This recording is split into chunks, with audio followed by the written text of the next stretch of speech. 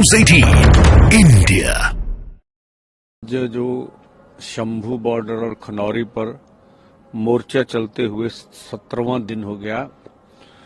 और जो हमें कल मालूम हुआ रात लेट नाइट कि जो शुभकरण सिंह जी हैं, शहीद शुभकरण सिंह जी, उनके बारे में जो हमने कहा था भी एफआईआर दर्ज करो, तो 302 116 धारा लगाकर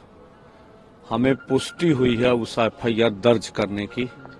कि जो भी हरियाणा की ओर से गोली चला रहे लोग हैं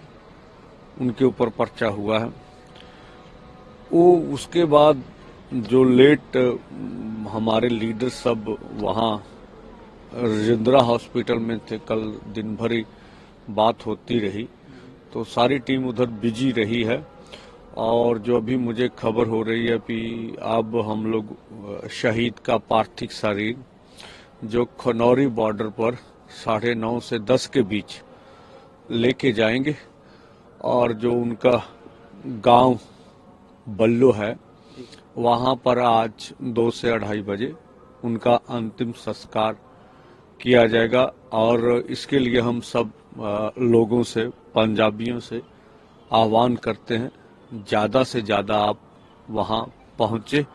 ताकि जो ये पूरे देश के किसान मजदूर लहर के शहीद को पूरे मान सम्मान से हम अंतिम संस्कार कर सकें।